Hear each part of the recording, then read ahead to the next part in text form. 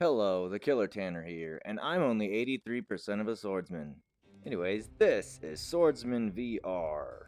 Since I beat the story, I'm just gonna go to arena mode and do a couple waves. One thing I have to say about the game, and I wouldn't call it a complaint, is that their bodies weigh like about a tenth of what they should.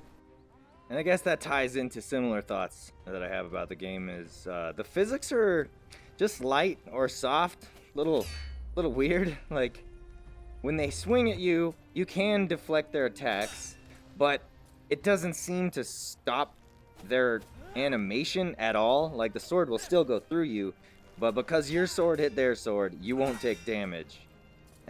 I don't know if I'm fully capturing the essence of that with a two-dimensional capture, whereas here I feel like I'm in a 3D space. I don't know. Soft physics and weightless bodies and weapons. But it already feels very different than how it used to feel. Like almost all the games I play because they're early access. And this game does have modifiers that enable armor detection so that I can't just easily murder the shit out of people like that through armor.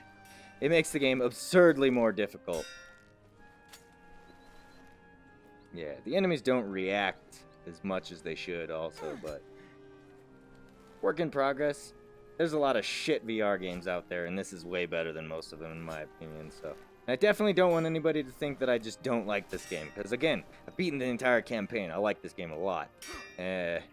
Just because Blade and Sorcery is my favorite physics system within VR doesn't mean that I don't like other games or appreciate what they've done. Because if every VR game was the same, then why would you have the need to play anything else? This game also has what they call a Horde mode. As you will see, the zombies just run at you and don't stop and get up in your grill without thought, as a zombie should. And that in turn takes this very simply formatted game mode and makes it fucking horrifying. Look at that. I don't like it. Makes me uncomfortable.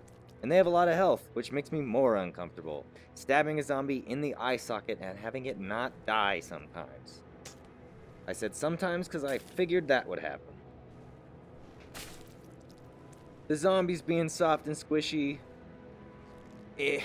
at the same time as kind of making the physics hard to work with demonstrate the potential of the physics better than the other modes, because their bodies are meant to be soft and squishy, and they get ripped apart as they should, and it's nice. I got special weapons, and this little ring will fill up when they're charging.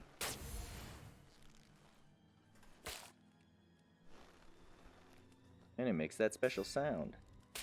And charging them up allows you to do things like this. Oh, couldn't really see it. Like this. Let's demonstrate this one again, because it's my favorite. Did I ruin it? Oh, I ruined it. Pro tip, well, I wouldn't call myself a pro, but what I used to get past wave 20 and unlock the special scythe, or cleaver? Whatever the fuck one unlocked at the Horde mode. Post up in a place with one entrance and just don't let them in. Just pokey, pokey, pokey. And if you suck like me, you may need to back up and gather yourself in a cheatsy doodle area. It's total bullshit.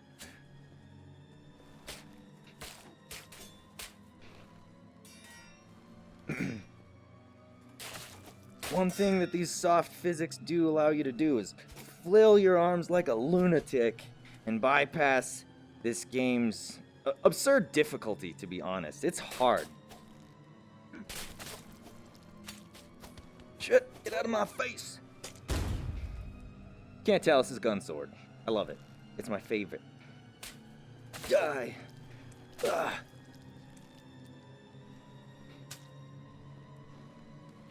I hate the way they run. It's so creepy. Fuck. Ah.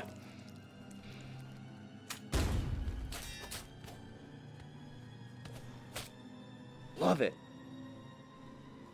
See ya.